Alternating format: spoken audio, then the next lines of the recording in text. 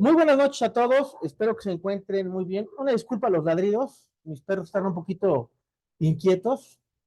Mi vecino estrenó gato, entonces hoy están más inquietos de lo normal. Esto escuchan ladridos, no se espanten, no se preocupen.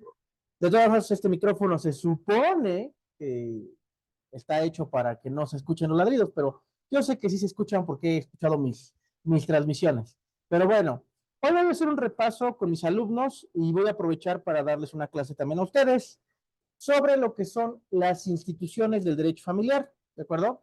Espero que se visualice bien el pizarrón. En ese sentido, si no me lo comentan, trabajamos en ello. Bueno, primeramente que todo, en México, en lo que es el Código Civil, ¿de acuerdo? Hay reconocidas 19 instituciones del derecho familiar.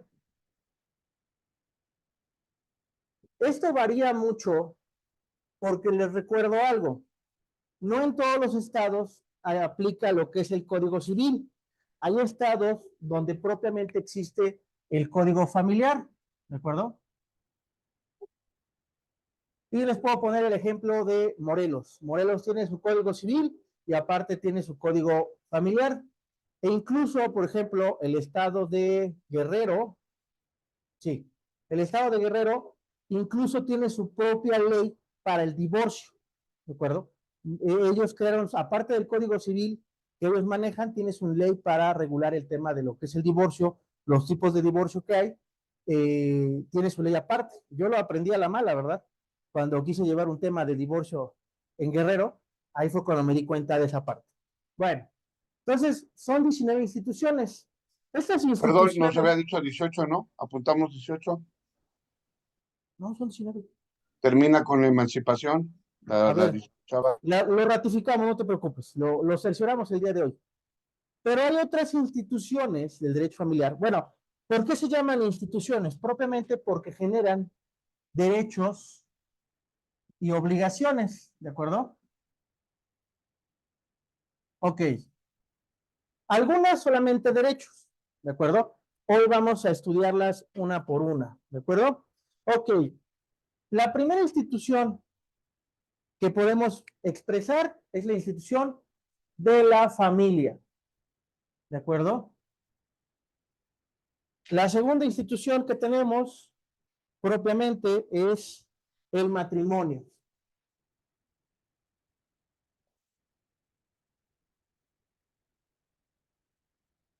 ¿Ok? La tercera institución que tenemos es la nulidad. Existe lo que se llama nulidad de matrimonio, que no es lo mismo que el divorcio, ¿eh? Son dos cosas diferentes. Ok. Tenemos también el concubinato, que ya es una figura reconocida desde hace 2 años. Bueno, ya tenía tiempo que era reconocida, nada más que ahorita se generaron más derechos y obligaciones concernientes a lo que es el concubinato. ¿Sí se ve ahí el pizarrón o subo la cámara? Está bien, perfecto. Ok. Okay. Muy bien, concubinato, ajá.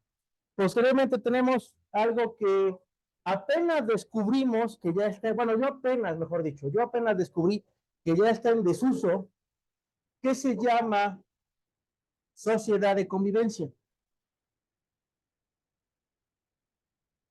Ahora, les recuerdo que la sociedad de convivencia, si no lo sabían, era para las parejas del mismo sexo, ¿de acuerdo?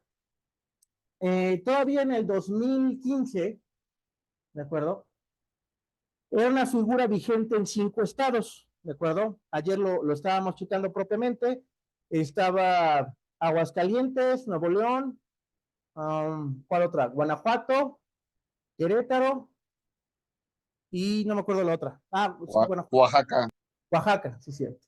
Entonces, eran los 5 estados que se habían resistido al tema de lo que era el matrimonio de las personas del mismo sexo, o como se conoce legalmente, lo que es el matrimonio igualitario.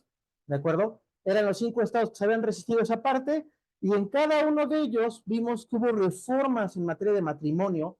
El Código Civil sigue expresando en ese sentido sigue expresando la unión de un solo hombre y una sola mujer, como nos venía enseñando a lo mejor Rogina Villegas, ¿de acuerdo? Rogina Villegas fue el autor que en Dogmática decía que el objetivo del matrimonio era la perpetuidad de la especie, ¿de acuerdo?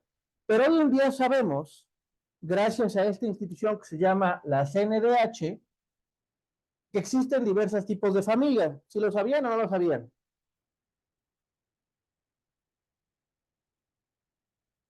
Tenemos la familia nuclear sin hijos, la familia sin núcleo, la familia homoparental, la familia Compuesta. interespecie, la familia convencional, que es lo mismo que la familia nuclear, la familia, ¿cómo se llama? ¿Cómo? Monoparental, ¿no? La familia de ensamblada. ¿Sí, sí saben todo lo que estoy hablando o no me están entendiendo nada? Pregunta. Sí, sí le estamos entendiendo. Perfecto.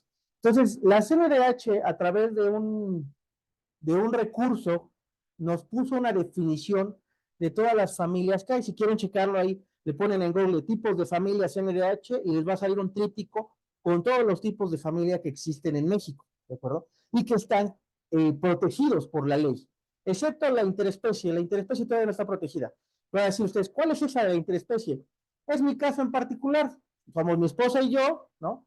Que sería la familia nuclear sin hijos, pero tenemos perros, ¿no?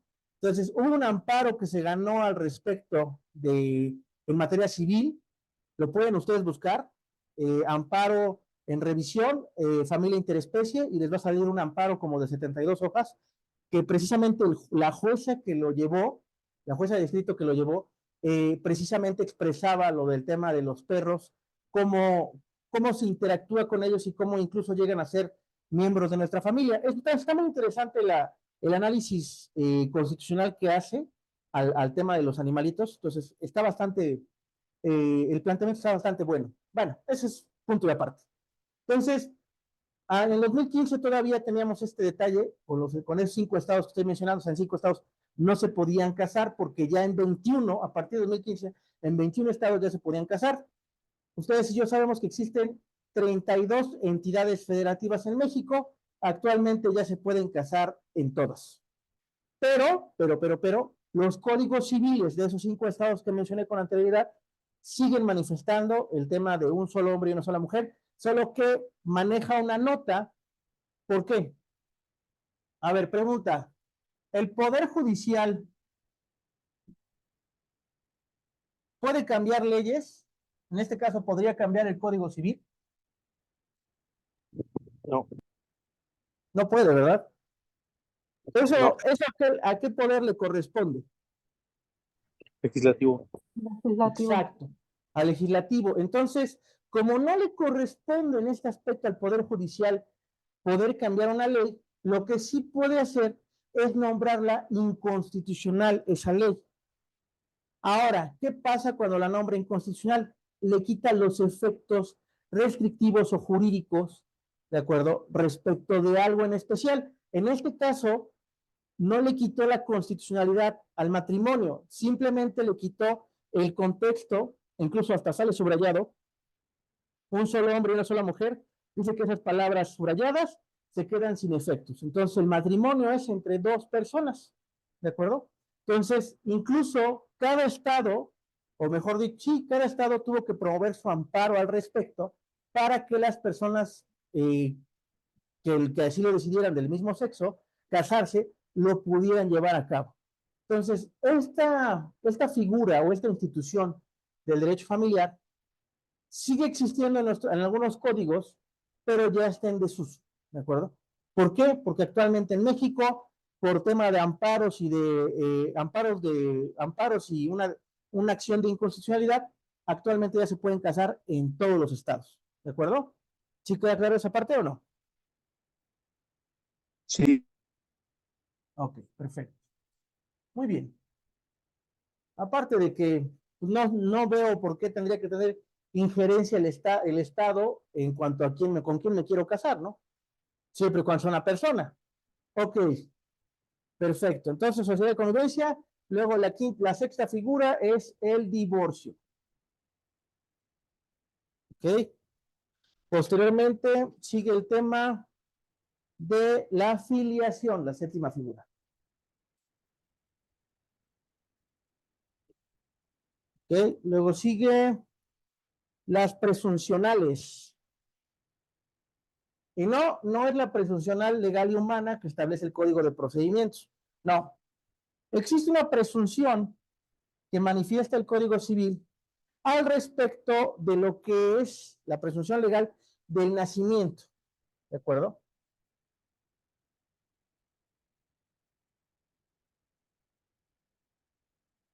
Esto es que si un niño nace y yo estoy viviendo con su mamá o estamos viviendo en concubinato, hay una presuncional de que es mi hijo, ¿de acuerdo?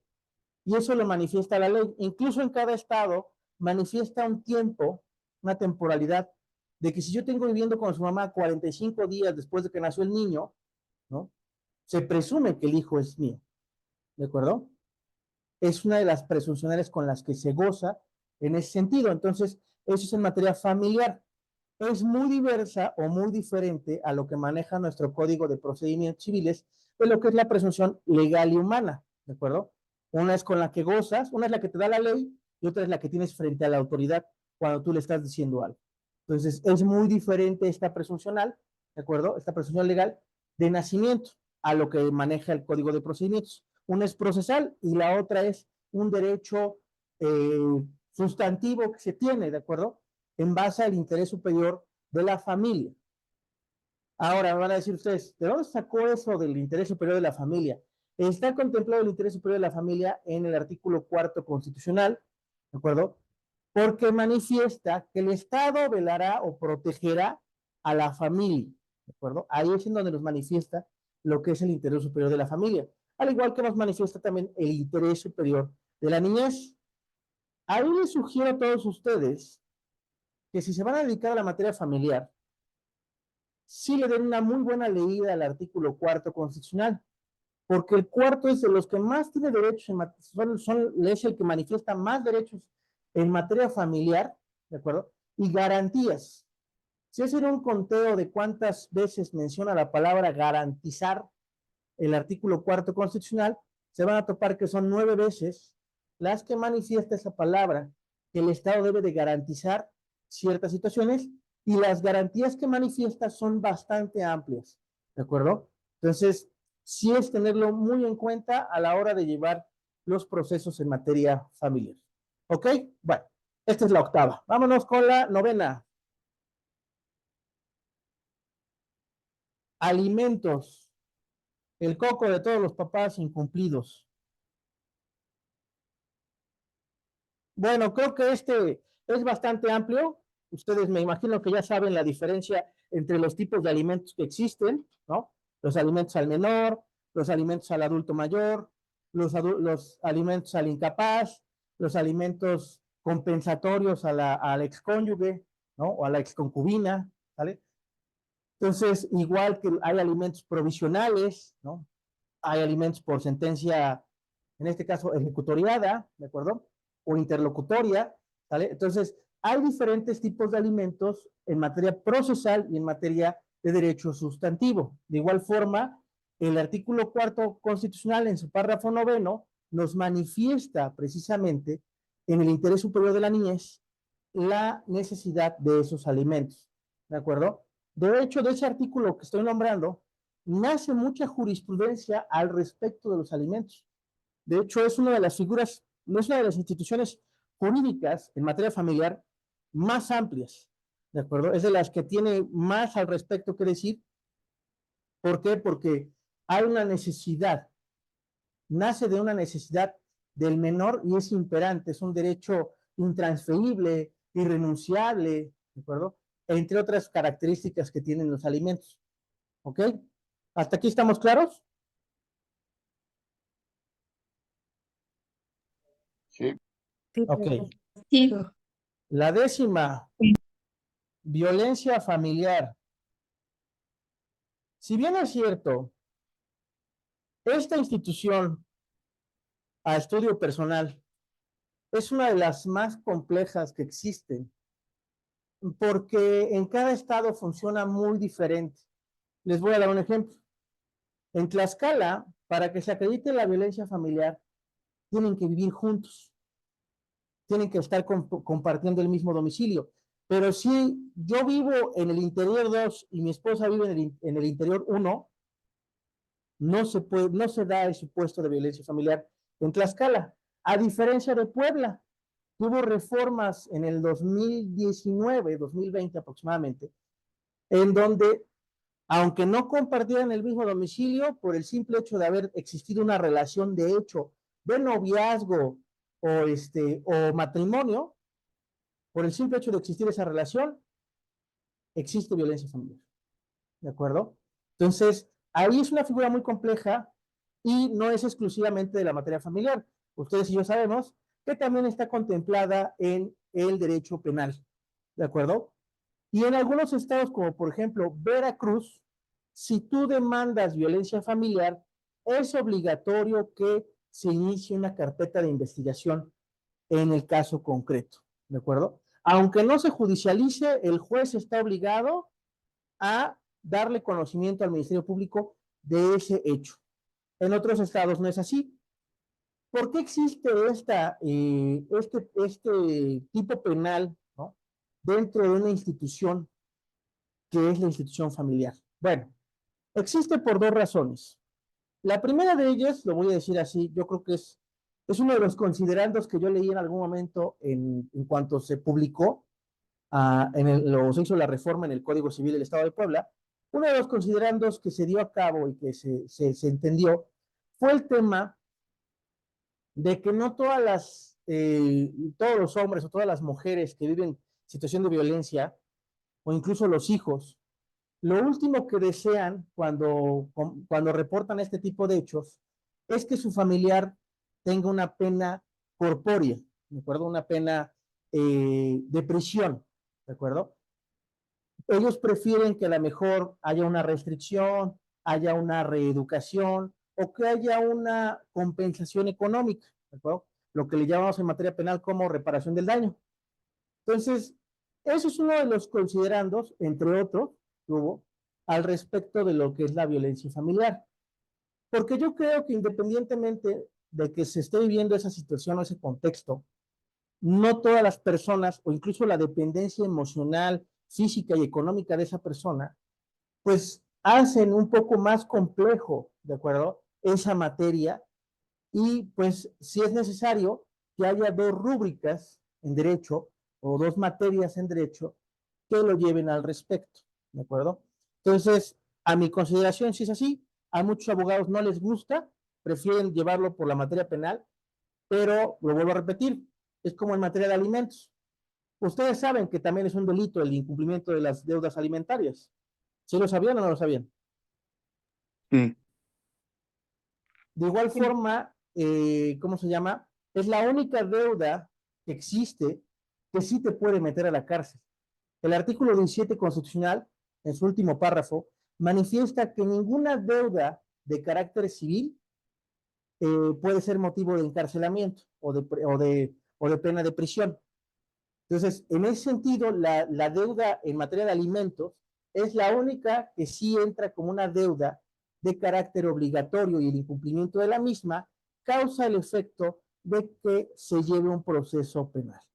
Ahora, es la última ratio en materia, los alimentos, llevar a la persona a la cárcel, porque el juez va a imponer otro tipo de medidas antes de llegar al proceso de cárcel. Yo sé que muchos de ustedes ya están litigando o ya han litigado o ya saben lo que son los alimentos, ¿no? Por alguna u otra razón, no los voy a juzgar al respecto. Y al conocer esa institución, saben que muchas de las personas no quieren que su esposo, su expareja o su exnovio, ¿de acuerdo? Porque para pedir alimentos no necesita estar divorciado, ¿eh? Pueden estar casados y exigir los alimentos. O ni siquiera que exista matrimonio. Puede un adulto mayor demandar a sus hijos los alimentos también, ¿de acuerdo? Que es muy raro, pero si se llega a dar. Lo último que quieren es mandarlos a una pena corpórea por el incumplimiento de la deuda alimentaria. Entonces, como es muy difícil esa parte, dime, Fátima, levantaste la mano. De hecho, algo interesante que una vez escuché es de que nada más se demandaban, un ejemplo, los alimentos, pero no el divorcio. O sea, nada más los puros alimentos. Sí, aquí en Puebla es muy normal, ¿eh? Es muy normal que no se divorcien y les exija los alimentos. O que ya no estén compartiendo el mismo domicilio, sigan estando casados y demanden los alimentos. Aquí en Puebla se da mucho. ¿Por qué? Porque llega el 31 ¿cómo se llama? El 24 de diciembre, el 14 de febrero, llegan esas fechas especiales en las cuales, mira, traje la Navidad de los niños, vino Santa Claus, ¿no? Y regresan. Entonces, sí pasa mucho. Aquí en Puebla sí. Desconozco cómo sea en otros estados, pero sí pueden seguir estando casados y solicitar los alimentos, sí. O seguir viviendo en concubinato y exigir los alimentos, también. Pero les voy a hacer una paréntesis acá. No prometan algo que no se puede llegar a dar. Hay lo digo a título personal, ha habido muchas clientas que llegan exigiendo los alimentos. O sea, llegan a decirme, licenciado, yo quiero que mi esposo dé alimentos, que no sé qué, que no sé cuándo. Ok. ¿A qué se dedica su esposo? No trabaja. El juez no tiene una varita mágica que lo va a hacer trabajador por arte de magia, ¿verdad? No. Ni nosotros tampoco. ¿Sale? Una. Dos. Si es un bebedor consuetudinario, o sea, que le gusta la botella, le gusta el alcohol, una demanda no va a causar que le deje de gustar el alcohol. Eso no va a pasar. Entonces, el derecho no hace magia. No prometan algo que no se puede. Por eso, de las primeras preguntas cuando demandan los alimentos es: ¿en dónde trabaja? ¿A qué se dedica? ¿Sale? No necesariamente necesitas estar en un trabajo formal. Yo he demandado alimentos a comerciantes, ¿cómo se llama? A gente que tiene un negocio informal, que vende en el tianguis, que vende en la esquina vende tamales, ¿de acuerdo? Y sí, sí proceden las demandas, ¿de acuerdo? Aunque no se pueda probar, el juez fija de manera provisional lo del tema del salario mínimo, en lo que se investiga cuánto gana la persona en sí, ¿de acuerdo? Entonces, si en ese sentido les hago un paréntesis aquí en el tema de los alimentos, nunca prometan algo que no. ¿Por qué? Porque independientemente de que se puede ir en contra de los abuelos, se puede ir en contra de los tíos, ¿de acuerdo? El tema de los alimentos, siempre y cuando tenga la viabilidad y se pueda dar, se va a dar. Si no, no. Entonces, tengan mucho cuidado con esa figura del tema de los alimentos. Y de la violencia familiar, también hay que ser muy comprensivos con los clientes en ese sentido, porque como no sabemos el contexto, a lo mejor para nosotros es un daño muy subjetivo. Para nosotros yo diría, no, pues es que si a mí mi esposa me dijera eso, yo me divorcio en ese momento, yo, sabes que ya, la fregada, ¿cómo voy a aguantar ese tipo de situaciones? Pero tienen que entender que todas las personas somos muy complejas y a veces toleran situaciones irrisorias o situaciones injustas por diversas razones. Entonces tenemos que entender al cliente en ese sentido y a veces jugarle al psicólogo, no lo voy a decir así tal cual. ¿Por qué? Porque pues, el cliente sí lo requiere, el cliente sí lo necesita, ¿de acuerdo? Bueno, eso en cuanto a esa figura. Me imagino que ya las apuntaron, ¿verdad? Quiero pensar, porque ahorita voy Sí, a borrar y voy a poner las otras. ya. Ok, ya, perfecto. Muy bien.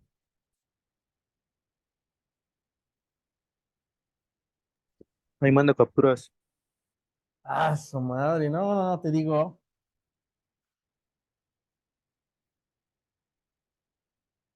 Ok. Nos quedamos en el número 10, ¿verdad? Violencia familiar. 11, la adopción.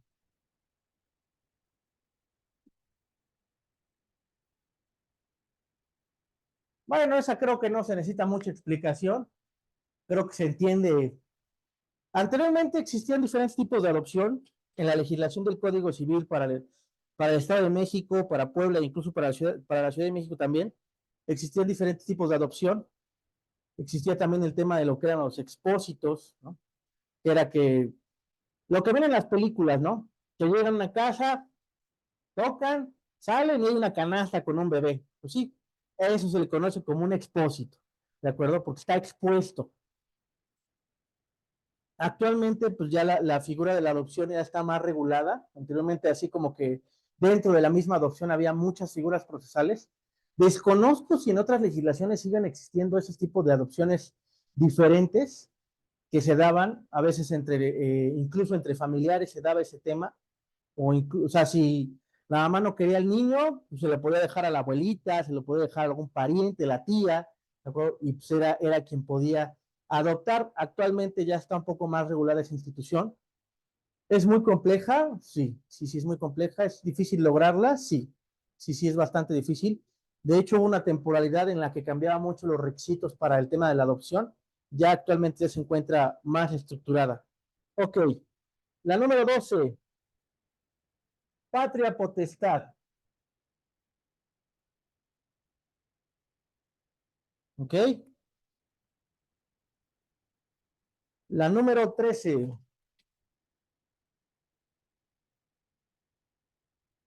Es la de tutela. La número 14. La curatela. Que son diferentes, ¿eh? Yo sé que muchas veces las han escuchado juntas, pero son diversas. No generan los mismos derechos y obligaciones. De hecho, una supervisa a la otra. La número 15. Tutela, curatela. Declaración de ausencia.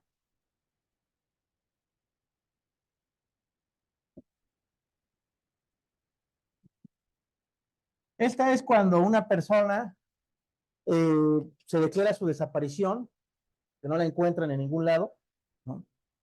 Y me parece, hasta donde me acuerdo, a partir de un año de que esa persona quede desaparecida, se da su declaración de ausencia para disponer de sus bienes, ¿no? Para acceder al tema de la disposición de sus bienes. O sea, prácticamente que ya se presume que ya murió, nadie la va a encontrar.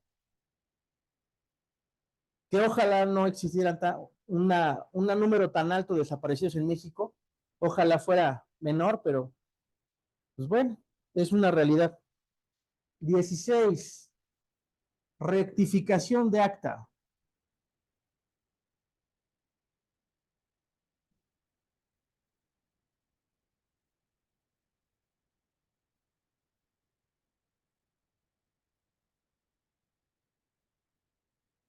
Número 17. Patrimonio familiar.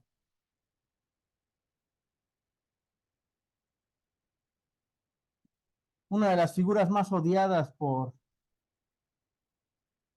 los que se divorcian.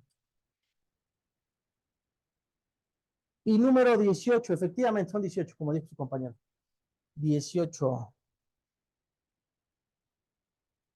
Emancipación. Esa también casi ya no he visto que la practiquen. Entonces, rectifico el número. 18. Le falta uno, Sí. ¿Cuál me falta? Emancipación. nulidad de matrimonio. ¿Cuál? Nulidad de matrimonio. Ya la dije. Estaban las anteriores. Es la También tercera. había contemplado la nulidad de acta, Lic. Bueno, es la nulidad de acta puede ser la nulidad de acta de matrimonio, la nulidad de acta de nacimiento. Ahí se puede dar cualquiera de las dos. Las nulidades, porque la rectificación y nulidad son cosas diferentes. Profe, ¿qué Bueno, dice la ausencia? en la anterior teníamos rectificación de alta y nulidad como otro número, nulidad de alta, y ahorita agregó adopción. Adopción no la teníamos. A ver, espérame. Incluso nos cambió el orden también. Ya se les movió. Sí, así ahorita sí son 19. ¿Ahorita son 19? Y Pero no, yo lo les que dije pasa que era es que falta rectificación de alta Luego, como otro número, nulidad de alta. Sí puse nulidad de acta hace ratito, ¿no? No, Puso puse nulidad de de matrimonio, ¿verdad? matrimonio. Puse nulidad, tienes razón, tienes razón. Sí, entonces sí son 19. Es nulidad de acta. Ok. Entonces sí, tiene razón, sí son 19. Ahí está. 19. Ahora, más sin embargo, hago un paréntesis acá.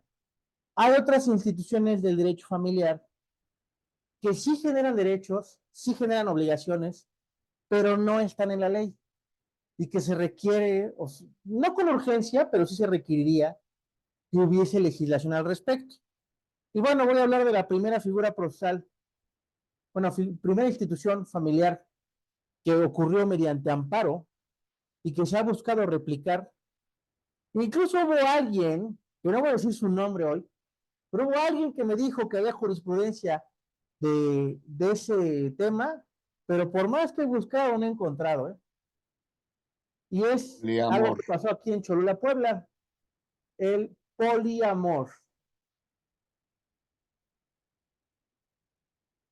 ¿Sí saben qué es el poliamor?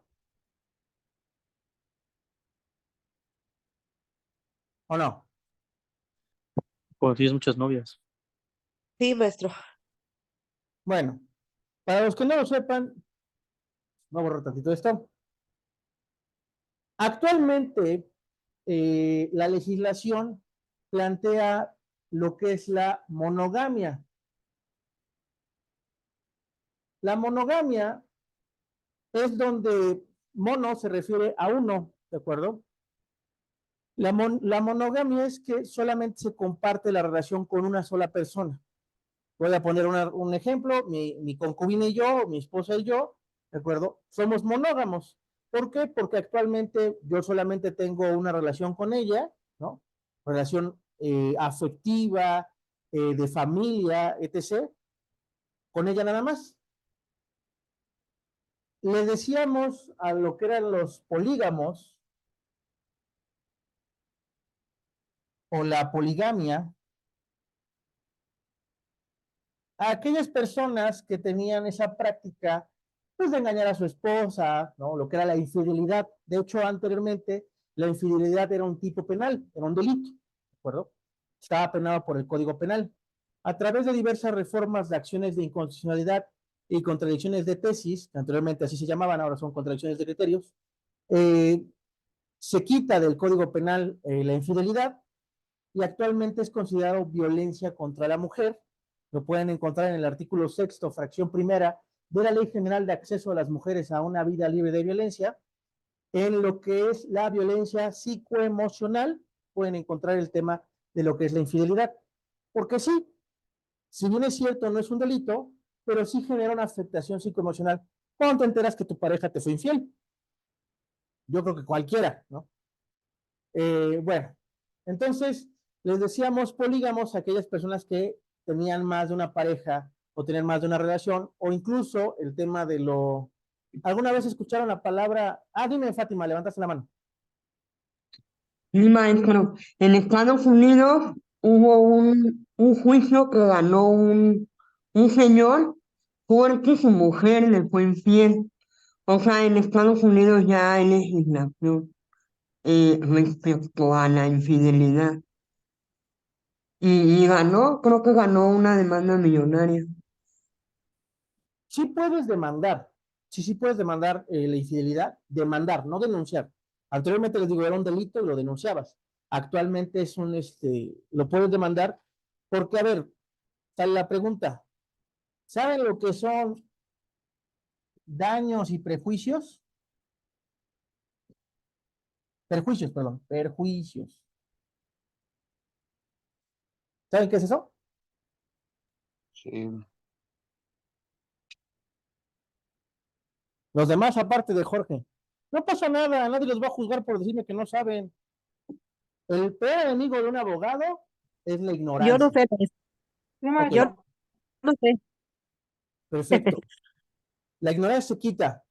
Ok, daños. Daño se refiere a todo lo que podemos medir a través de lo físico, de lo objetivo. Voy a dar un ejemplo. Si en este momento entrara mi esposa y me diera una cachetada, sí, dura, sí, ¡ah! ¿Cómo se puede medir ese daño que me hizo mi esposa? ¿Cómo se imaginan? La marca que le dejó en la cara, lo rojo. Ajá, la marca. ¿Qué más? Aparte de nuestras testimoniales, si la estamos viendo Lo por medio están del viendo, Quedó están, grabado. usaron la vista, usaron el oído, ¿no? ¿Qué más? El trauma psicológico, maestra. Ah, pero eso no es un daño, es un Eso perjuicio. sería. Ah, Ese es el perjuicio. El perjuicio sería la afectación emocional. Mi esposa me humilló delante de mis estudiantes.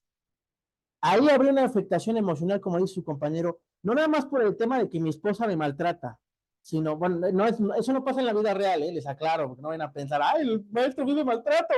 No, no, no. Si mi esposa me hiciera eso delante de ustedes, habría una humillación, o sea, ¿ustedes cambiarían su percepción de cómo ven a mí como maestro? ¿Sí o Claro, no? y además le afectaría hasta en su patrimonio, hubiera violencia patrimonial porque a lo mejor se dejan de inscribir más alumnos o nos salimos, ah, se dejó pegar, por ejemplo. Entonces eso también se comprueba y afecta el patrimonio, es un perjuicio. ¿Me estás discriminando, Jorge, porque digo violencia? No, En no es el cierto, es broma. supuesto nada Es más. broma, es broma, es broma. No se lo tomen en serio. Por no Es broma. aplicar las leyes, nada más, licenciado. ¿De qué le sirve que sea No. licenciado si no aplica las leyes? Fíjate que eso es lo que más me he dado cuenta, ¿eh? Los que ejercemos el derecho, o muchos de los que ejercen el derecho, ejercemos todos. Muchos de los que yo conozco, no digo de acá, los conozco físicamente aquí en el municipio, muchos de los que conozco eh, conocen bien el derecho, pero no lo aplican a su favor. He visto incluso abogados y abogadas que viven violencia familiar y no lo denuncian. No lo denuncian, no lo declaran. Ay, Dios mío, ahí escucho un ruidito. Alguien está jugando con su teléfono. Ok, yo sí lo he visto, me consta, pero El problema es el qué dirán. a mí nunca me ha preocupado eso. ¿Tú crees que usando mezclilla rota me va a preocupar qué piensen de mí, de cómo veo como abogado? Nada. He dado clases hasta en pijama. Jamás me ha preocupado qué piensen los demás de mí. Mientras yo pueda sostener mi dicho, para mí es más que suficiente. ¿Ok? Bueno, ese es un punto de aparte. Ahora, bueno, en el tema de la... Bueno, ya quedó claro lo que es el daño y perjuicio, ¿o no? Para que sigamos. sí, Ok, perfecto. Bueno, Sí, sí se, gracias. lo que dijo su compañera sí se puede llegar a dar. O sea, me fue infiel, me causó un daño, me causó un perjuicio, sí. A lo mejor un daño físico no, entonces quitamos el daño. Pero sí un perjuicio, ¿por qué? Porque al final del día me afectó emocionalmente. Tengo cómo demostrarlo, puede ser una pericial en psicología, una pericial en trabajo social, una pericial en sí me va a dar precisamente el perjuicio. Bueno, regresando a este tema, al tema de la monogamia. Bueno, actualmente todos vivimos relaciones bueno, quiero pensar, ¿no? No sé las preferencias de cada uno de ustedes, pero actualmente la mayoría, un gran porcentaje de la población vive relaciones monógamas, ¿no? Que es de una relación de uno con uno, ¿de acuerdo? Pero el poliamor nos manifiesta, el amparo está muy interesante, plantea que desde hace muchos años muchas personas han manifestado su deseo a través del tiempo de tener más de una pareja viviendo en el mismo domicilio. O sea, lo que es las relaciones polígamas o el poliamor. Y eso es cierto, ¿de acuerdo? Incluso cuando estudiamos los antecedentes históricos del derecho familiar, sí, uno de los antecedentes es precisamente que anteriormente había un matriarcado, ¿no? O había, ¿cómo se llama? Informalidad al respecto de cómo se conformaba la familia, ¿no? Entonces, incluso hasta biológicamente se ha demostrado esa parte. Antropológicamente, perdón. Ahora, esta es una figura procesal demasiado nueva porque abriría el panorama a otras cosas que no hemos explorado. Les voy a poner un ejemplo. Como no está legislado, y solamente actualmente una persona es la que se casó con dos mujeres, pero creo yo que pudiese darse otro tipo de situaciones. Vamos a ponerle aquí, vamos a ponerle Juanito Bananas, ¿de acuerdo? Juanito Bananas se casó con Anita. Espero que nadie se llame aquí Ana. Y le vamos a poner con Susanita. Espero que tampoco se llame nadie Susana. Ok, se casó con ellas dos, ¿vale? Como el registro civil ya tiene que reconocer mediante un acta de matrimonio, ¿vale? Esta relación de estas tres personas, de este triángulo amoroso, pues obviamente va a generar derechos en materia de familia que ya existen, ¿no? El matrimonio en sí ya genera derechos y obligaciones. Este hombre va a tener derechos y obligaciones al respecto. Pero ¿qué pasaría en una situación al revés? Que una mujer promovió el amparo, vamos a ponerle, voy a poner el nombre de mi madre, Rebeca, ¿vale? Que Rebeca promovió su amparo para casarse con dos hombres, ¿vale? Vamos a poner,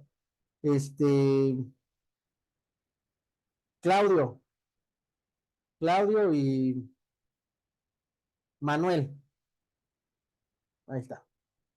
¿Qué pasará en este diverso?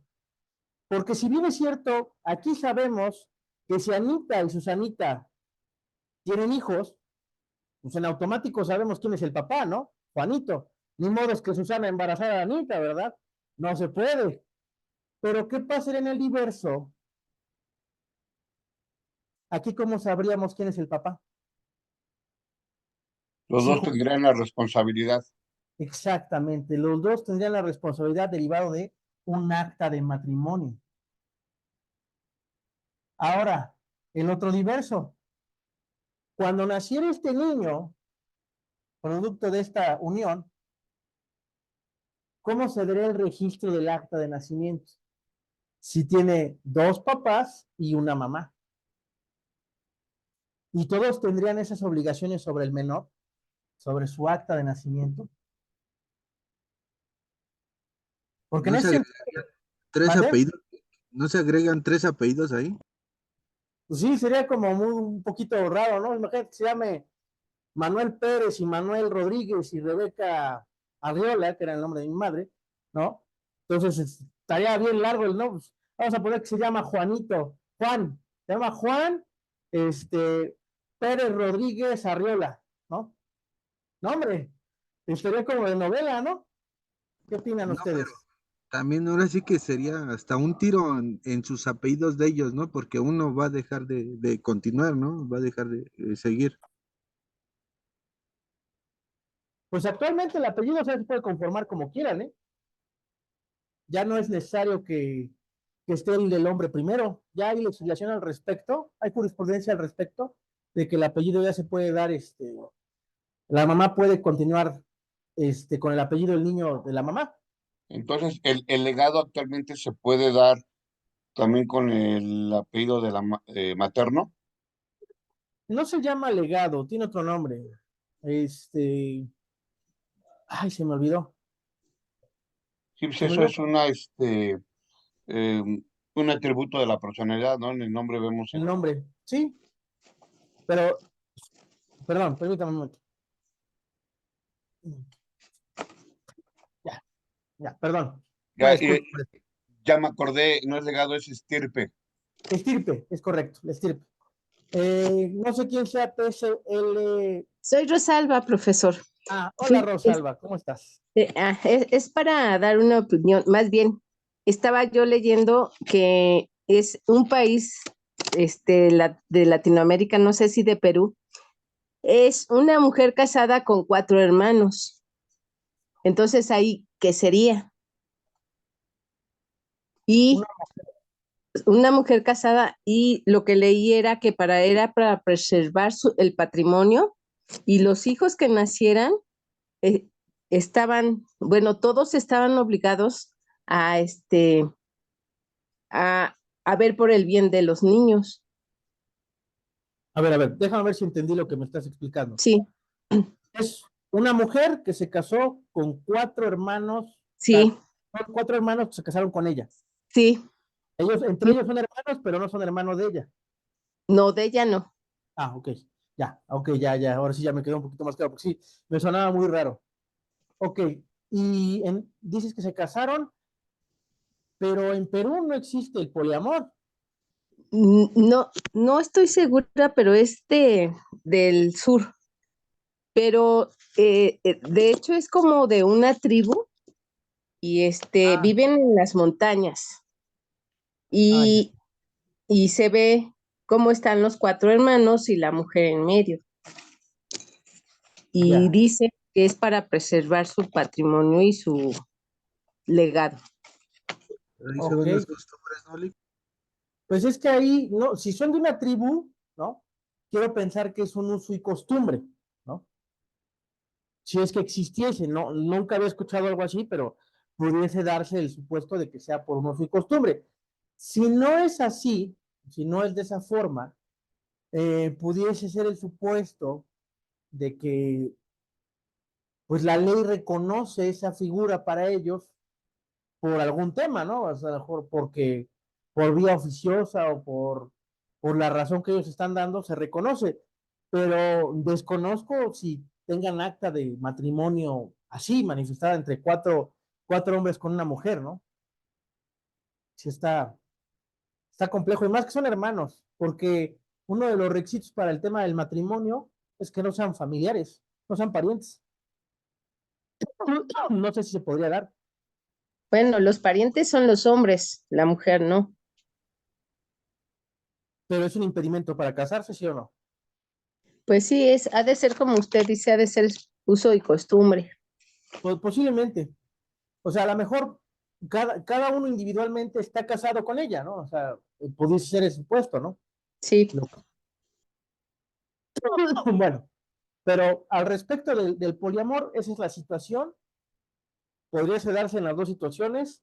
Es una institución nueva, se dio por el tema de un amparo, todavía está en revisión la situación. Ya se intentó replicar en otro estado ya se promovió un amparo, pero no surtió efectos. Aquí en Puebla, en el juzgado de distrito sí surtió efectos, fue realizado en Cholula, Puebla, y sí surtió efectos, y pues ya ahí está, ya hay el primer caso de poliamor, ya no es teoría, ya está en la práctica. El tema es que, pues, si sigue habiendo amparos al respecto, sí va a tener que haber un tema jurídico. O sea, si hay gente que sigue promoviendo amparos para poderse casar con más de una persona, pues en esa situación sí va a tener que legislarse al respecto y tendrá que existir esa figura o esa institución de materia familiar dentro de nuestra legislación actual. Pero por el momento es solo teoría. En la práctica solamente hay un caso. ¿Hasta aquí claros? ¿Dudas? No, todo bien. Ok, muy bien. Bueno, otra de las instituciones que no están reguladas dentro de la institución del derecho familiar o el Código Civil o del Código Familiar de sus estados, pero que sí ocurre, es el famoso, jurídicamente hablando, se llama embarazo Subdrogado. subrogado, que actualmente ya salió una serie de Netflix, no me acuerdo cómo se llama, eh, que se conoce como renta de, sí, ¿no? Renta de vientres. Sí. Sí, hay una serie de Netflix que habla al respecto. Bueno, la renta de vientres o la renta de, sí, la renta de vientres es algo que en la práctica se da mucho, pero no hay regulación al respecto. Lo que está regulado en sí es el contrato. Un contrato pues genera precisamente derechos y obligaciones para las partes, pero esta figura en el Código Civil no aparece. No hay legislación. ¿Por qué? Porque si bien el contrato lo perfeccionan las partes, o sea, uno de las características del contrato es el objeto, ¿no? Del mismo, que es lo que persigue, y el consentimiento de las partes. Voy a poner un ejemplo. Yo no puedo tener hijos, mi esposa tampoco, ni tampoco lo deseamos, gracias a Dios. Pero en el dado caso de que lo deseáramos y yo hubiese preservado o tenga preservado mi esperma y mi esposa tenga preservado sus óvulos, y a lo mejor conocemos a alguien que está en una necesidad económica o que sí desea prestarnos su vientre, ¿no? Entonces, en esa situación jurídica, sí se puede dar ese contrato, sí, es posible, se puede hacer prácticamente contrato por lo que sea, excepto por situaciones ilícitas o contrarias a derecho, ¿de acuerdo? Es lo mismo, pero bueno. En esa situación no se pueden dar esos contratos, pero mientras el objeto sea lícito, ¿de acuerdo? Y no vaya en contra del buen derecho, en ese sentido se puede dar. Entonces, no hay un impedimento jurídico para la renta de un bien, porque no, de hecho ni siquiera es contemplado un delito. Lo que es contemplado un delito, ojo con eso, es forzar a una persona a ello. O sea, que no haya un contrato y lo obliguemos a que tenga el bebé. Eso sí es un delito en algunos estados. Desconozco si en todos, pero sí, que yo sepan, sí es un delito en algunos estados, como por ejemplo el Estado de México, Puebla también. Eso es un delito. De hecho, se considera violencia obstétrica.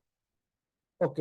Entonces, en ese supuesto, mientras haya consentimiento y el objeto sea lícito, se puede dar. Entonces, en la práctica sí se da y se da mucho. Actualmente se estima que la renta de un vientre o el embarazo subrogado está entre los 80,000 y los 120,000 pesos. Que la verdad, si me lo preguntan, se me hace una cantidad muy pequeña, ¿de acuerdo? Se me hace una cantidad ridícula o se me hace una cantidad muy pequeña de lo que debería de manejar. Si estuviese regulado por el derecho, a lo mejor se podría manifestar más derechos y obligaciones que recaigan sobre las personas que están rentando ese vientre o que están rentando o están dando el tema del embarazo subrogado. ¿Sí queda claro? Pero ¿cuál es el problema aquí? El problema aquí es que normalmente esto se da a la situación de grupos vulnerables, ¿sale? O categorías sospechosas, que son las personas que menos tienen o que menos conocen sus derechos o que desconocen sus derechos. Y en esa situación, pues, ¿cómo van a exigir algo que no saben que existe al respecto? Entonces, como no saben o no conocen o no ejercen el derecho, pues esas situaciones siguen siendo invisibles para nuestra legislación actual. ¿Sí queda claro? ¿O no? Sí, profe. Les voy a dar un ejemplo. La Ley General de Acceso a las Mujeres a una Vida Libre de Violencia nació a partir del caso, ¿se han escuchado del caso algodonero? Sí. Sí. Sí, en Juárez, las muertas de Juárez, ¿no? Ándale, vulgarmente conocido como las muertas de Juárez. Derivado de las muertas del caso de las muertas de Juárez o del caso algodonero, es como nace una ley que desde hace muchos años se tenía la intención de que existiera, pero no se llevó a cabo hasta que sucedió algo muy malo, de verdad muy malo, ¿de acuerdo? Y que la Corte Internacional le dijo a México, no fregues, o sea, ¿cómo dices que se murieron por, lo voy a decir así como lo decía el informe, ¿cómo vas a decir tú a mí que no investigaste porque se murieron por putas, ¿no? No fregues, o sea, Ellas pueden dedicarse a lo que quieran y tú tienes que investigar el delito independientemente a lo que se dediquen, ¿sale? Independientemente de si se fueron de fiesta o no se fueron, no es su culpa, las mataron, ¿de acuerdo? No vas de fiesta pensando, ay, ojalá que hoy me maten, ¿no? Pues no funciona de esa forma, ¿de acuerdo? Es como si yo dijera, ay, tengo ganas de ir al metro porque quiero que me asalten, ¿no? No, nadie piensa eso, o sea, ese tipo de situaciones son ridículas o van contrario a derecho, ¿de acuerdo? Entonces, precisamente por eso nace esa parte. Pero como aquí no es una situación que se esté visibilizando, ¿de acuerdo? Como no es una situación, voy a poner un ejemplo.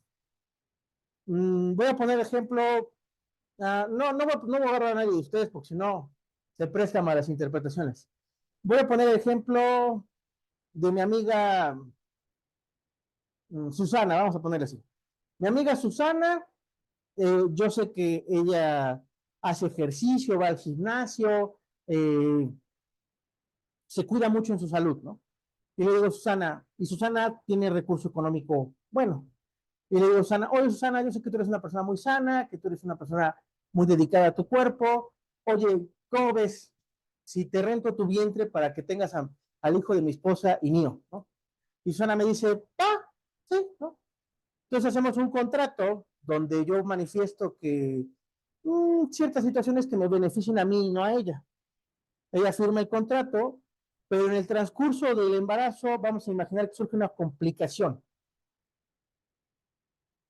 En teoría, ¿sobre quién recaería la obligación de esa complicación médica derivada del embarazo? ¿Usted, Nolik, sería el responsable? En mí. Pero vamos a imaginar que el contrato dice que no. ¿Esa cláusula es en contra del derecho o contraria al derecho? ¿Sí o no?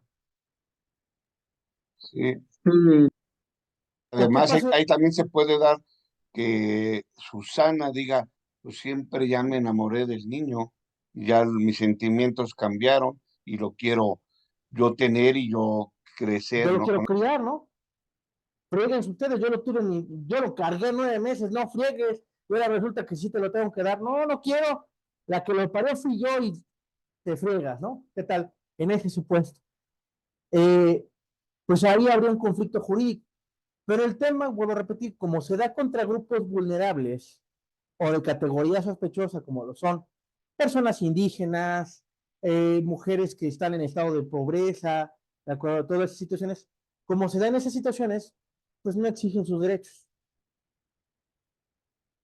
Y al no exigir sus derechos, pues no se visibiliza ese tipo de situaciones. Pero en el caso de Susana, que sí tiene el recurso, se podría visibilizar. Pero normalmente las personas que viven ese tipo de situaciones buscan a personas vulnerables para ejecutar ese tipo de actos jurídicos. ¿Queda claro? Del por qué no se visibiliza esa parte. ¿O no?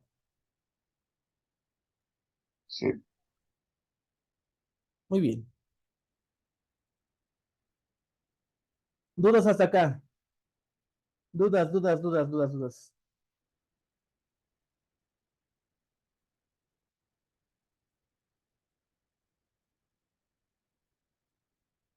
Nada. Está bien.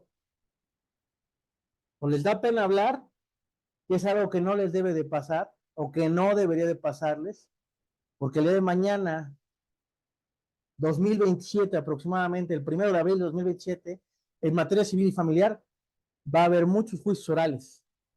En el Estado de México en agosto entra en vigor. Todos los autoridades jurisdiccionales están yendo a un curso después de las 2 de la tarde. Jueces y MP se están yendo y acaba el Ahí curso está. en agosto. Presuntamente en agosto entra en vigor. Imagínense, si en el Estado de México entra en vigor en agosto, probablemente en la Ciudad de México entre el mismo día o antes, y probablemente los demás estados empiecen a copiarlo, empiecen a hacerlo también. ¿Sí saben qué es el Código Nacional de Procedimientos Civiles y Familiares o no? Sí. No, sí, saben bien, todos bien contentos, ¿no?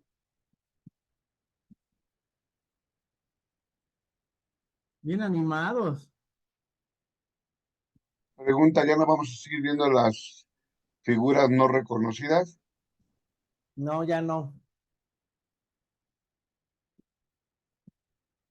Les voy a dar una pequeña pista. Las figuras no reconocidas por el Código Civil son, en total, todas las instituciones son 25 instituciones. Ya vieron que nada más 19 están reconocidas. Quiere decir que hay 6 que no están reconocidas. Ya les dije 2, pero hay más, ¿de acuerdo? Hay más instituciones en materia familiar que no están reconocidas por el derecho y que sí haría falta o sí estaría bien que se reconocieran. Código de procedimientos civiles y familiares. Bueno, dado que nada más 2 personas me contestaron, quiero pensar que los demás no lo saben. Actualmente, todos en sus diferentes entidades federativas, en sus diferentes estados, tenemos algo que se llama Código Civil y Código de Procedimientos Civiles.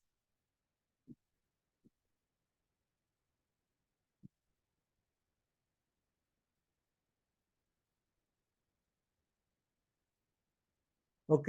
Bueno, y actualmente estas dos son dirigidas por sus entidades federativas. Por su congreso local es como se llevan a la ejecución. O sea, se hacen reformas, adiciones, abrogaciones, derogaciones, etc. ¿De acuerdo? Esta se le conoce como ley sustantiva y esta como ley adjetiva. ¿Por qué? Porque una nos dice los derechos que tenemos en materia civil y familiar y la otra nos dice cómo es el proceso. O sea, cómo voy a demandar, cómo voy a constar una demanda, cómo voy a hacer una reconvención, cómo voy a hacer ¿cómo se llama? Una jurisdicción voluntaria, qué competencia responde, o sea, los presupuestos procesales, los requisitos indispensables para una demanda, las pruebas, todos los tipos de pruebas que existen, todo eso, ¿de acuerdo? Actualmente la ley adjetiva regula todas esas partes y que pues, ustedes la pueden adquirir de esta forma, ¿no? Que es el Código Civil y el Código Procesal Civil de sus estados, o lo pueden adquirir, cosa más, lo pueden descargar de la Cámara de Diputados y tenerlo a la mano, ¿de acuerdo? Bueno, entonces actualmente es así, pero, nuestro poder legislativo se le ocurrió la maravillosa idea de homologar todo lo que hacemos en todos los estados con un solo Código Nacional de Procedimientos Civiles y Familiares que contiene 1191 artículos, ¿de acuerdo? En los cuales busca regular o homologar el proceso en cuestión de lo mismo, redactar demandas, contestar demandas, hacer reconvenciones, los presupuestos procesales, el ejercicio de la acción, los derechos reales, los derechos personales, el estado civil, etc. Entonces busca ya todo llevarlo en un solo proceso, todas las entidades federativas. Pero como lo dije hace rato, en materia de ley sustantiva, no todos estamos igual, o no todos tenemos los mismos derechos ante la ley sustantiva. Pareciera que sí, ¿de acuerdo? Pero en algunos estados cambian algunas situaciones, como lo vimos con el matrimonio. El matrimonio en algún momento dado de la historia, pues no era igual en todas las entidades federativas. Entonces, en ese sentido, el Código Nacional, que en teoría lo marca la propia ley en su transitorio tercero, en su artículo transitorio tercero nos marca que a partir del 1 de abril del 2027 se van a derogar todos los códigos de procedimientos civiles de los respectivos estados y se va a llevar a cabo el cumplimiento de este Código Nacional en toda la República. Más sin embargo, en los mismos transitorios manifiesta que si alguna entidad federativa, cualquiera que ésta sea, la quiere llevar, entidad federativa es como se conoce a los estados, ¿de acuerdo? Entidad federativa. Ok, ¿sale? En ese supuesto, cada entidad federativa, cada estado, decide si lo quiere hacer antes o lo quiere hacer hasta ese momento. Hasta el momento procesal oportuno o lo quiere hacer antes. En el caso de lo que dice su compañero, el Estado de México ya está en aras o en proyección de llevarlo a cabo con antelación. Nos dice su compañero que en octubre, yo sabía que era hasta enero, pero nos comenta que en octubre ya va a ser una realidad en el Estado de México, y como lo dije yo, y lo sostengo, es muy probable que si el Estado de México lo lleve a cabo, la Ciudad de México, que ha buscado ser pionera en muchos sentidos, lo lleve a cabo antes, igual, o en un mes después probablemente. Entonces, ya es una realidad que todos ustedes ya tienen que empezar a leer el Código Nacional de Procedimientos Civiles Familiares. Ahora bien, incluso los nuevos códigos, lo digo porque yo he comprado varios, los nuevos códigos civiles de los estados ya inclusive ya manejan en su legislación tener el Código Nacional. Entonces aquí lo pueden ver. Este es de Veracruz, pero ya tiene el nuevo Código Nacional de Procedimientos Civiles y Familiares. ¿De acuerdo? Ya es una realidad que los nuevos códigos ya deben de traerlo. Dime, licenciada También Fátima. el de la Ciudad de México. Aquí también ya lo tengo. Y dice igual Código Nacional de Procedimientos Civiles y Familiares. Así es. Inclusive yo me di a la tarea de comprarme este librote, el Código Nacional de Procedimientos Civiles y Familiares comentado y correlacionado. Incluso en el grupo, les hago un paréntesis, hicimos un sorteo de este libro. Y ahora estamos haciendo un sorteo de la ley de amparo, comentada y correlacionada de igual forma, de la misma editorial. Pero bueno, ese es otro tema, es punto de aparte. Pero bueno, entonces ya es una realidad, ya lo vieron, no nada más lo digo yo, ya lo vieron que lo dijo otra abogada también, de que pues ya es un tema que todos nosotros ya tenemos que estar proyectando a estudiar este nuevo derecho procesal. ¿Cambian algunas cosas? Sí, cambian bastante. Cambian en cuanto al proceso, ¿de acuerdo? Cambian en cuanto... Les voy a poner un ejemplo para que entiendan esa parte. Actualmente, todo proceso inicia con una demanda. Eso no cambia, ¿de acuerdo? Inicia con una demanda y actualmente lo primerito que se hace en el proceso es el tema de la conciliación en materia civil y familiar. Casi en todas, excepto en el tema del divorcio, porque ahí no es una conciliación. Ahí es lo que se llama audiencia de aveniencia. Es el único que en materia familiar que es diferente y en materia civil que es diferente. ¿Sale? Ahora, posteriormente a la conciliación, se realizan por 2 ocasiones la citación para la conciliación. He visto que en algunos estados, incluso hasta son 3, como máximo son 3 veces que se da el tema de la conciliación. Si no se llega a ese tema o si no se llega a esa parte, permítame.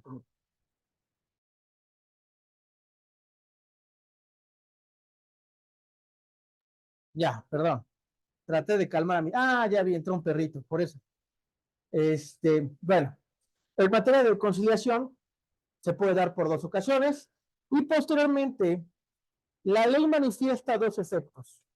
Lo que se llama el emplazamiento, existen 2 tipos de emplazamiento. El emplazamiento en recinto judicial o el emplazamiento en domicilio. Bueno, el emplazamiento en sí es un acto de molestia, ¿de acuerdo? Contemplado en el artículo 16 constitucional. Bueno, este emplazamiento se puede dar de 2 formas. Lo ideal es que se dé dentro del recinto judicial. O sea, no concilia la segunda vez, papacito, acá está tu demanda. Ya date por emplazado, fírmame de que te emplazamos. Y se da el tema del emplazamiento. Pero muchas veces los secretarios de acuerdo no tienen los autos en ese momento o no han hecho el auto de no conciliación y pues da el emplazamiento días después o incluso hasta meses después. ¿Sí se llega a la estación? Sí. Voy a dar un ejemplo. A mí me citaron para una audiencia de conciliación el 7 de junio y me dieron la demanda hasta septiembre. ¿Cuántos meses pasaron? Junio, julio, agosto, septiembre. 4 meses para que me emplazaran de una audiencia de conciliación. Para que se den la idea de que sí, sí llega a pasar, que pasa mucho tiempo, o no, que en ese momento no se concilia, tenga usted su emplazamiento. Y se da el tema posterior de lo que es la contestación de demanda. Ya una vez emplazado, contestamos. Ahora, ¿cuál es el primer problema que le veo en materia civil de esta situación? Bueno, aquí en Puebla, que no creo que sea el único estado donde pasa, pero aquí en Puebla, se da la situación de que como no tienes idea de cuánto se planteó, o sea, la cuantía, de cuánto dinero estamos hablando, de responsabilidad civil, de daños y perjuicios, de daños en sí, de lo que sea que esté demandando la persona en materia civil, lo que sea, no tenemos ni idea de cuánto es lo que está pidiendo. En algunos estados, el conciliador le dice a las partes cuánto es lo que solicitaron en su demanda. Pero aquí en Puebla se da mucho la situación del impulso económico y le pasa una lana al conciliador para que no diga nada, ¿sale? Se quede calladito y entre ellos se arreglen, ¿sale? O sea, entre las partes se arreglen, el conciliador no dice de cuánto es la cantidad y el problema es que como no sabes cuánto pidieron en la demanda, pues a veces te piden una cantidad absurda o una cantidad mayor y según tú estás negociando y al final te enteras que era la cantidad que habían solicitado, ¿no? Entonces, si en ese sentido si les hago el paréntesis o la observación de que es uno de los problemas del proceso actual, como que no sabemos, podemos especularlo. Les voy a dar un ejemplo. En la Ciudad de México y en el Estado de México existen juzgados de cuantía menor y juzgados civiles, ¿de acuerdo? Si la demanda viene por parte del juzgado, bueno, si el emplazamiento viene por parte del juzgado de cuantía menor, pues ya tienes la idea de que es menos de 200,000 pesos el asunto, ¿sale? Porque la cuantía menor es de 200,000 pesos para abajo. Ya, creo que ya subió, este año subió, no sé en cuánto está exactamente, pero está entre los 200,000 pesos para abajo, ¿vale? Esos son los de cuantía menor. Los de cuantía mayor son de 200,000 pesos para arriba, ¿vale? Para que tengan un parámetro. Eso es lo único que podemos saber, pero pues no sabemos si están pidiendo la demanda una millonada o si nada más están pidiendo 250,000 pesos. No lo sabemos, ¿de acuerdo?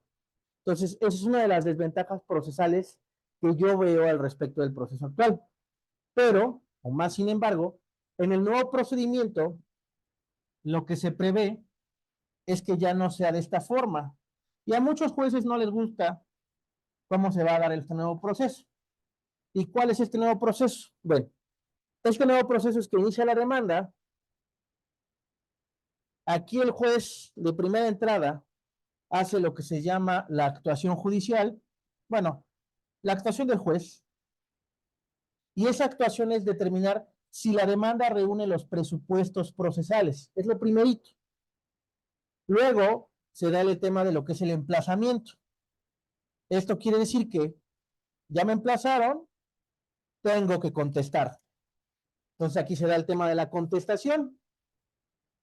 Y una vez que ya contestaste, contestación. Una vez que ya contestaste, ahora sí, nos vamos a la conciliación. Ahora, ¿cuál es la primera ventaja? La primera ventaja es que yo ya sé si la demanda es válida en este momento. En el proceso actual, te enteras si la demanda es válida hasta la sentencia, ¿eh? Mientras tanto, el órgano jurisdiccional nada más ve si se proveyeron, si se dieron todos los presupuestos procesales, pero no dijo si era válido o no. Ahorita de primera entrada dice, ¿sabes qué? Te rebotan de nachos con tu demanda, te dicen, ¿sabes qué? No procede tu demanda, antes de emplazarte. Ya cuando se dio el emplazamiento, tiene que haber una justificación de por qué la demanda se tomó por válida. Entonces, ya viene el emplazamiento con eso. Entonces, ya la contestación, ya la planteas, y después de la contestación ya se da lo que es la conciliación. Ya aquí ya tienes una idea por el emplazamiento de cuánto estamos hablando en cuestión monetaria, o qué es lo que está pidiendo la contraparte. ¿Queda claro o no queda claro?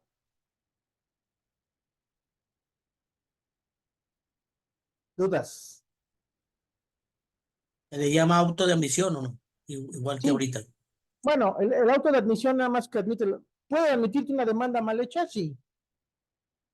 Sí, sí, sí. Sí te pueden admitir una ¿Cómo, demanda mal entonces, cómo se va a llamar con el nuevo sistema? ¿Auto de hecha. No, admisión? la verdad es que sí lo leí, pero no me acuerdo. No, no me acuerdo. Se me fue. Hay términos que todavía no me aprendo de memoria. Ahí sí te quedó mal. Tiene un nombre. Sí, sí me lo dijeron, sí lo leí, pero ya se me olvidó. Cualquier parecido con la realidad es pura coincidencia. Me imagino que hablabas del tema pecuniario, ¿no? Pero dudas hasta acá. Todas, ninguna.